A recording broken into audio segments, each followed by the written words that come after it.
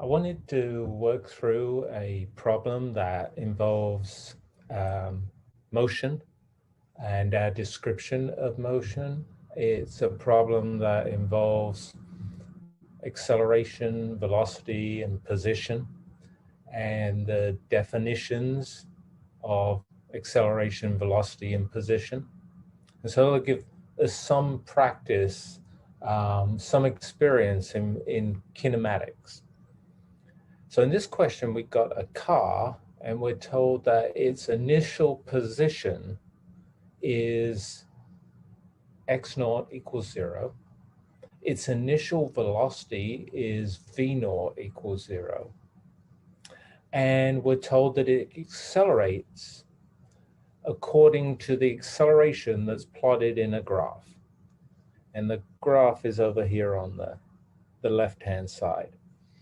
And we're asked to figure out the final velocity of the car, call that v, and the final position of the car, we'll call that x. And that's after 20 seconds.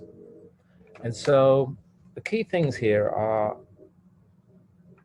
the initial position is 0. The initial velocity is 0.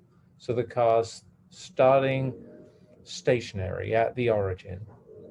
And the car is accelerating as described by this graph here. And I'm going to just write down, to help me understand the acceleration, the 3 different steps, stages in the car's motion as it accelerates over these 20 seconds. So in the first stage, that stage I'm going to call stage 1. So it has a length of time, I call it delta t1. That's from 0 to 10 seconds. So it's a 10-second long stage in which the car is accelerating, and I'll call that acceleration A1, at positive 2 meters per second squared. So that's the first stage of the journey. Second stage of the journey, that's from 10 seconds to 15 seconds. So the duration of that stage, I call it stage 2, is 5 seconds. And the acceleration of the car during that stage is actually 0. It's not speeding up or slowing down. And then finally, there's a third stage of the journey. I call that stage 3. That's from 15 seconds to 20 seconds, so it's also 5 seconds in length. And during that period, the car is accelerating with acceleration A3, that's minus 3 meters per second squared. So that's just, mapping or rewriting the graph into some mathematical statements about the durations of the stages of the trips of the car and the accelerations on those stages of the trip of the car. There's a couple of equations that I'm going to use in solving this problem. Let me write them down too. So the average acceleration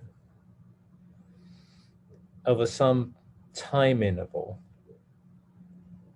delta t, is the change in velocity divided by the elapsed time. So that's the definition of acceleration, the definition of average acceleration, how it's related to change in velocity. So we're going to use that equation. And we're also going to use the definition of velocity. So the average velocity over some period of time is the change in position, delta x, divided by that time interval. And so we're going to use that definition too. And really, this problem is about using those definitions to explore the motion of the car and to determine the final position and final velocity from the acceleration. Okay, so the first thing I'm going to work out is the final velocity, so v. And the final velocity is going to be equal to, in general, right, the initial velocity plus the changes in velocity. So in this case, there's stage 1, that could involve a change in velocity. I'll call that delta V1. There's stage 2, that could involve a change in velocity. I'll call that delta V2. And there's stage 3, that could involve a change in velocity. I'll call that delta V3. Those 3 changes in velocity, we can write in terms of the acceleration during those changes. So using the definition of acceleration here, we can write the change in velocity during stage 1, that first 10 seconds. We can write that simply as the product of the acceleration during that stage. So that's A1 times the elapsed time. So that's delta T1. That's the change in velocity during the first stage. The change in velocity during the second stage will be A2 delta T2, and the change in velocity during the third stage, similarly, A3 times delta T3. Now at this point, we've written down an expression for the final velocity in terms of the accelerations and the intervals in time that we know, that we were told on the graph. So all I got to do is fill in the various quantities. So the initial velocity was 0. The car started from rest. The car accelerated at 2 meters per second squared for 10 seconds. The car accelerated at 0 acceleration for 5 seconds. And then finally, the car accelerated at -3 meters per second squared for 5 further seconds. And so the final velocity will be 0 plus 20 meters per second, this term here, plus 0 meters per second for this term here, minus 15 meters per second for this term here. So adding up the 0, the 20, the 0, and the minus 15, I get a final velocity that is positive 5 meters per second. And so that's the answer to the final velocity.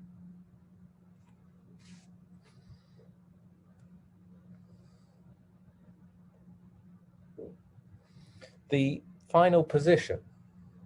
Well, we can figure the final position in a similar way by tracing the change in position through the 3 stages of the car's trip. So the final position is going to be equal to the initial position of the car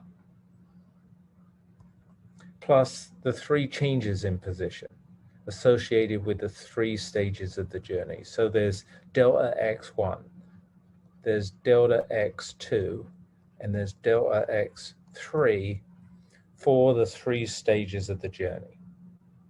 And so that's our starting point. And then again, we can use our definition, in this case, the definition of velocity in terms of change in position of an elapsed time, to rewrite this expression in terms of quantities that we know. So the final position will be the initial position plus the average velocity during the first stage of the trip times the length of time of that trip, portion of the trip, plus the second term is the average velocity during the second stage of the trip times the length of time, plus a third term that is the average velocity during the third stage of the trip times the elapsed time of the third stage of the trip. So this expression now involves the 3 time intervals, delta T1, delta T2, delta T3 that we know.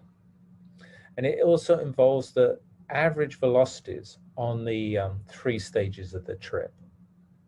Now, if you look at all the stages of the trip, you know the starting velocity of a change of a stage of a trip, and you know the final velocity of a stage of the trip. And the average velocity will be halfway between those. And so when I fill in the average velocities, I'm filling in the velocities that are halfway between the starting velocity and the final velocity for that stage. I'm not filling in the final velocity. I'm not filling in the initial velocity. It's the average velocity for that stage of the trip. So, okay, just to be clear about the average velocities, I'm going to add to the sketch of acceleration versus time. I'm going to add the 3 average velocities for the 3 stages of the trip.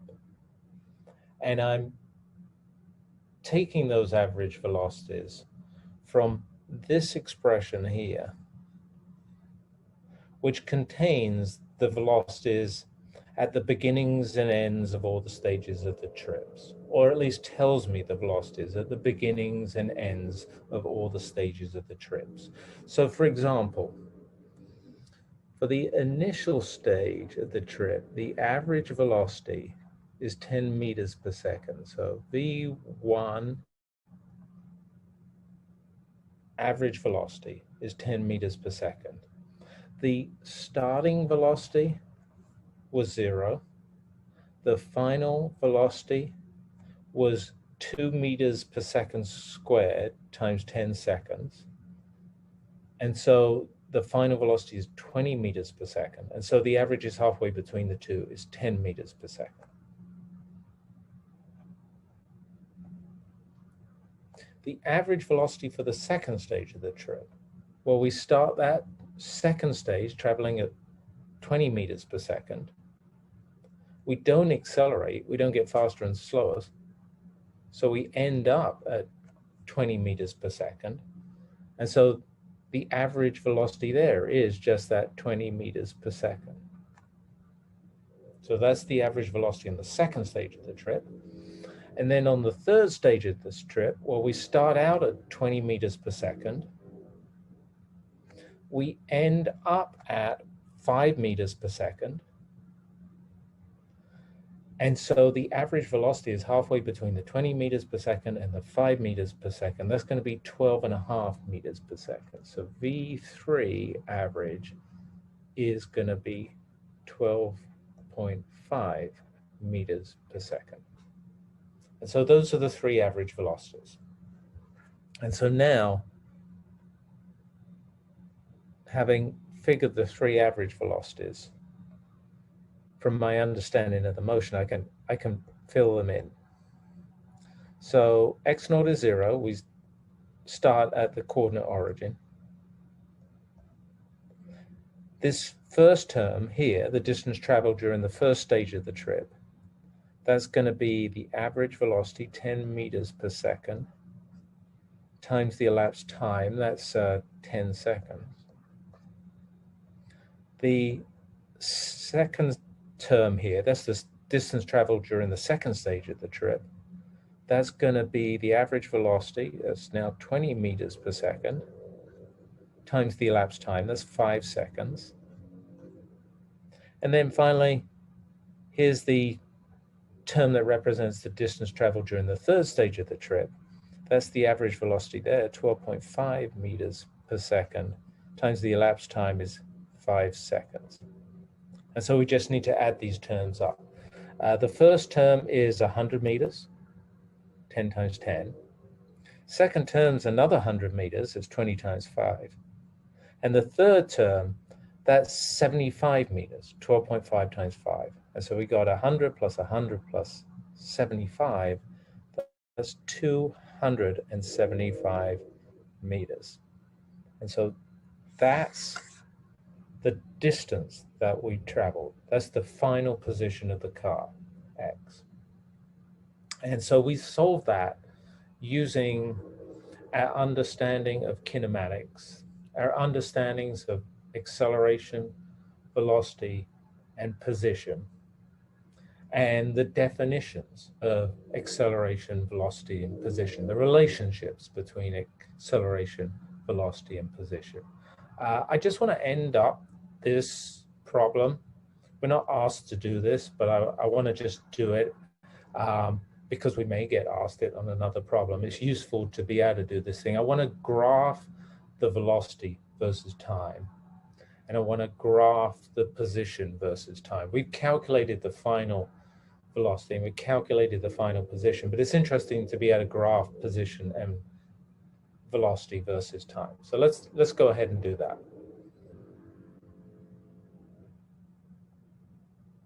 Okay, so let's start with the graph of velocity versus time, and then we'll work on and do the graph of position versus time. So here's the axes for my graph of velocity versus time. So horizontally time and vertically velocity. And we know that at time 0, initially the car's at rest. And then there's going to be the first stage of the trip that lasts 10 seconds. There's going to be the second stage of the trip that lasts a further 5 seconds. And then the third stage that lasts a further 5 seconds again. So these are the important times: 0, 10, 15, 20 seconds that represent the different stages, beginnings and ends of the different stages of the trip. Now, during the first stage, we went from a velocity of 0 to a velocity of 20 meters per second. And so let's sketch that. It would be something like this. For the second stage of the trip, we were at 20 meters per second, and we stayed at 20 meters per second. So a horizontal line like this. And then at the third stage of the trip, we went from 20 meters per second down to 5 meters per second. So something like this.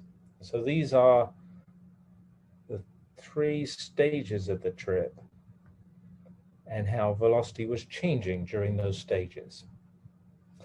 And an interesting point, compare this graph to the acceleration versus time graph. So the acceleration versus time graph is the slope of the velocity versus time graph. During the first stage, where the slope is upwards, it's a steady upward slope, and that's the steady positive acceleration. During the second stage, there is no slope. This is horizontal. And so that's the second stage's 0 acceleration. And then during the third stage, that's a steady downward slope. That's the negative acceleration during the third stage of the trip. So that's what velocity versus time looks like. Now let's draw position versus time. So again, I'll sketch the axes of our position versus time graph. So we've got time horizontally and we've got position vertically. The important times for us are the initial time when the car started at the coordinate origin, the end of the first stage of the trip, that's 10 seconds, the end of the second stage of the trip at 15 seconds, and the end of the third stage of the trip at 20 seconds. During that first stage of the trip, the car is getting faster and faster and faster. It's going from 0 to 10 meters per second. So initially, it's traveling very little distance, and then it's getting to travel increasingly great distances. So this is a curve, not a straight line, and it gets steeper and steeper as we go from t equals 0 to t equals 10 seconds. And the slope of this line is the velocity here, the increasing velocity. Once we get to 10 seconds, that period of time from 10 seconds to 15 seconds, that's at constant velocity. And so there the position is changing in a steady way. The slope is staying the same. And then finally, during the last 5 seconds, the car is getting slower. And so it's still traveling in the positive direction, but it's not traveling as many meters per second as time goes by. And so this kind of smooths out here, gets less steep. So just going through this graph again, initially during the first 10 seconds, the graph is getting steeper. During the next 5 seconds, the graph is neither getting steeper or shallower. And then during that last 5 seconds, the graph is getting shallower. So that's position versus time. And again, the velocity versus time graph is the slope of the position versus time graph. And so we weren't asked to answer that, but those three graphs now and their relationships really give us a detailed picture, a detailed map of the motion of the car. And so that little question, cars starting at rest, cars starting at the origin, and being told how it accelerates during these three stages, really led us down a long path of exploring and examining the position of the car versus time, the velocity of the car versus time, and how the position, the velocity, the acceleration are all interrelated to one another. So it's a really nice example of our definitions and understanding of position, velocity, and time.